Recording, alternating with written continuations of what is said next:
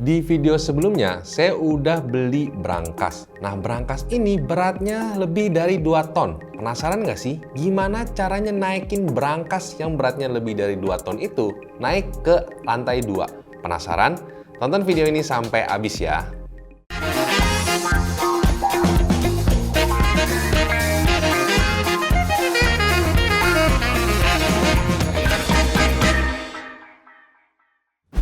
Halo semuanya, selamat datang di channel Halo Mas bersama saya Willy.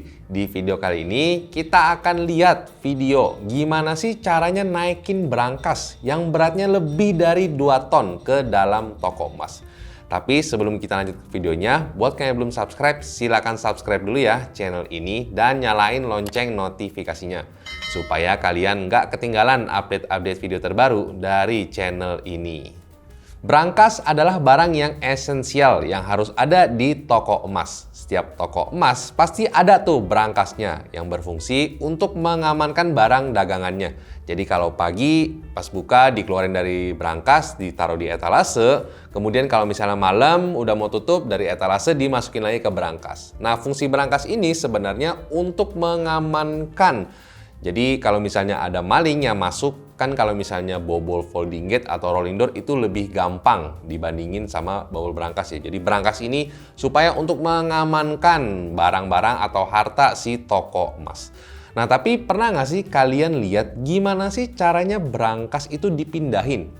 Brankas yang saya beli ini beratnya 2 ton lebih loh. Dan rata-rata kalau misalnya yang ada di toko emas itu beratnya 1 sampai 2 ton lebih. Nah, ini saya kemarin ada videoin pas saya kirim brankas ke toko saya dan cukup amazed sih sama caranya yang mana karyawannya bilang itu harus main trik di sini. Yang penting jangan main tenaga aja, harus main otak juga. Dan yang paling penting lagi minimalisir kerusakan. Jadi kirim barang gini pasti ada kerusakannya ya. Tapi menurut saya Solingen ini, merek brankas yang saya pilih itu berhasil untuk meminimalisir kerusakan. Nah, saya pindahin brankas saya ini di malam hari ya. Itu prosesnya dari jam sekitar 8 malaman sampai jam 1-an. Jam 12-an lebih sih udah kepasang. Saya pulang sekitar jam 1-an. Nah, kenapa mesti malam? Karena ini kan tempatnya pasar dan kalau misalnya pagi-pagi kan rame ya. Jadi saya mesti start dari pas waktu semua toko tutup, yaitu jam 8 malam.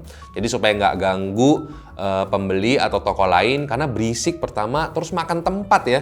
Jadi satu jalanan itu atau satu koridor itu nggak bisa dipakai untuk jalan lagi. Jadi full untuk triplek, untuk tali kerekan atau untuk taruh brankasnya gitu ya. Jadi makanya itu kenapa saya pilih malam supaya lebih gampang dan juga nggak mengganggu yang lain. Nah, tadi kan saya bilang si karyawan Solingen ini ngomong ke saya kalau misalnya cara kerja mereka itu minimalisir kerusakan. Nah, sebenarnya ada beberapa kerusakan yang minor pas waktu ngirim brankas ini. Nanti akan saya jelasin pas kalian nonton videonya. Sekarang langsung aja kita lihat cara gimana mereka mindahin brankas Solingen ke toko saya. Nah, ini udah setengah jalan nih ya. Saya kirim brankasnya udah di atas, udah di lantai 2. Nah, ini kurang lebih ada sekitar 5-6 orang pegawai Solingen. Ini mereka pakai kerekan ya. Mereka namanya kapasitasnya 3 atau 4 ton. Nah, ini tali kuning ini mereka bikin supaya buat penahannya. Karena di sini nggak bisa nahan kemana-mana, jadi harus nahan ke belakang tuh. Nah, ini kerekannya dan rantainya juga. Nah, ini pasti dorong nih ya. Nah, mereka dorongnya itu pinter guys. Dorongnya itu mereka di bawahnya dikasih pipa dan kalau misalnya mau congkel kayak gini itu dikasih triplek bawahnya supaya lantainya nggak hancur ya. Nah, ini mereka dorong gini kelihatannya gampang banget kan, padahal itu berat banget. Dan itu mereka pakai besi pipa gitu supaya gampang. Nah, ini proses berdiriin brankasnya nih ya. Mereka juga pakai kerekan. Nah, ini kapasitasnya 3 ton tuh. Nah, ini udah berdiri. Nah, ini saya agak merinding juga sih, takutnya kebalik atau gimana. Nah, ini udah masuk toko. Nah, ini mereka pinter nih guys ya. Mereka pakai pipa di bawahnya dan dicongkel-congkel gitu. Dan lantainya itu juga harus dilapisin triplek supaya nggak hancur. Nah, ini mereka atur posisi. Saya habis kasih info di mana harus taruh brankasnya dan madep kemana. Nah, ini udah bentar lagi nih. Udah selesai. Nah, udah beres kan? Udah jadi, udah rapih.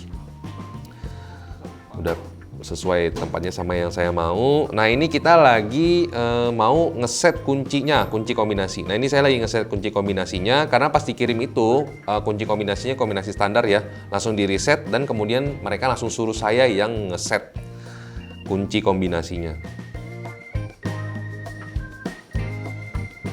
Oke, nah ini Ko Effendi ya yang kemarin ya, diserah terima kunci juga. Nah, ini ada bompel tuh di atas tuh ya, berangkasnya. Nah, itu akibat kerusakan dari rantai kerennya.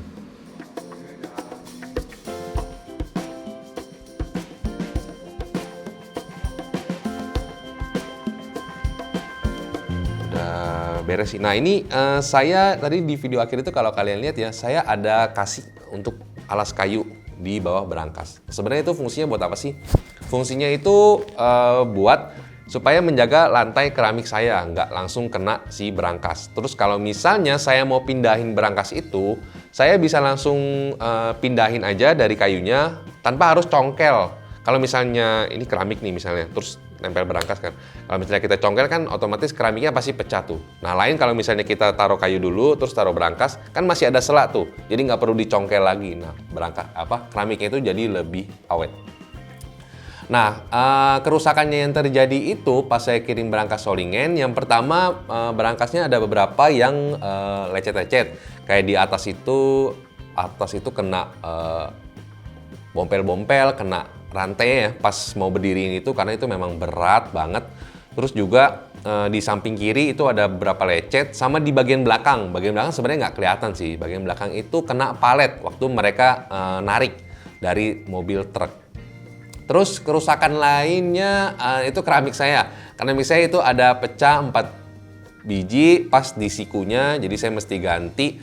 Tapi karena itu saya lihat juga memang pekerjaan sipilnya yang kurang rapi ya. Jadi dalamnya itu masih kopong, semennya masih kopong, sehingga lebih gampang pas dicongkel gini keramiknya itu pecah 4 biji. Selain itu nggak ada kerusakan lagi, cuman itu aja sih. Dan saya cukup kagum juga ya sama orang-orang yang Solingen kerja kayak gini dengan tensi yang tinggi ya. Itu kan capek banget tuh, harus ngerek ini, harus kerja sama bareng-bareng gitu, bareng timnya mereka. Tapi mereka tuh tetap adem ayem gitu, ngomongnya enak, kayak nggak buru-buru, nggak gimana. Yang penting minimalisir kerusakan, itu yang paling saya suka sih kata-kata dari karyawannya Solingen. Nah, itu tadi video gimana cara mereka pindahin berangkas ke dalam toko emas saya. Kenapa saya pilih merek Solingen? Saya sama sekali nggak di-endorse ya, dan saya bayar pakai uang sendiri dan juga dengan diskon yang normal. Saya pilih Solingen karena saya udah pakai produk Solingen dan sampai sekarang produknya masih berfungsi dengan baik. Terus yang kedua, Solingen udah berpengalaman dalam menjual dan juga mengirim berangkas. Jadi mereka udah tahu gimana cara ngirimnya, gimana cara triknya supaya meminimalisir kerusakan pada saat pengiriman. Kayak yang tadi kalian lihat lah di video, gimana caranya mereka mengalasi keramik dengan triplek, terus juga mindahin berangkasnya, muter berangkasnya. Jadi itu semua ada triknya ya, dan pengalaman menurut saya itu yang paling penting. Nah, untuk tipsnya buat kalian yang pengen beli berangkas, sebenarnya nggak perlu merek ini. Berapa kenalan saya juga ada pakai merek lain yang cukup bagus dan harganya lebih affordable. Tapi yang perlu kalian ingat adalah kalian harus tahu nih feedback dari usernya merek tersebut. Misalnya satu merek, ada satu user yang pakai yang kalian kenal ya, teman atau saudara atau tetangga lah. Nah, mereka udah pakai berapa tahun nih? 5 tahun, 10 tahun, atau bahkan 15 tahun. Nah, keluhannya apa? Kombinasinya yang susah dapet, atau misalnya susah kebuka, kuncinya yang seret atau susah kebuka, atau misalnya pintunya yang nggak awet. Nah, itu segala macem. Karena kan ya ada harga, ada rupa lah ya. Pasti kalau misalnya harga yang lebih murah, pasti kualitasnya juga menurun. Nah, itu buat kalian, tips buat kalian gimana caranya milih berangkas. Untuk cara pindahinnya atau cara masukinnya, sebenarnya kemarin saya itu pasang keramik dulu, baru dimasukin berangkas. Nah, itu memang resikonya ada keramik yang pecah. Nah, kalau misalnya kalian nggak mau keramik pecah, bisa kirim berangkas dulu, baru dipasang keramik. Tapi pasti nanti jadi nggak rata gitu ya. Nah, itu sebenarnya saya kurang seneng, jadi nggak apa-apa lah. Saya keramikin dulu aja, kirim berangkas, nanti yang pecah tinggal diganti yang baru. Nah, jadi gimana guys? Setelah kalian nonton video ini, menurut kalian hal-hal apa aja sih yang harus dipertimbangin pada saat kita beli berangkas? Harganya kah? Kualitasnya kah? Atau after sale service-nya? Komen di bawah ya. Oke guys, itu tadi video saya tentang proses pemindahan berangkas ke dalam toko emas saya. Share ke teman-teman kalian yang mungkin membutuhkan informasi ini. Jangan lupa like kalau kalian suka dengan video ini, dan kita ketemu lagi di video selanjutnya.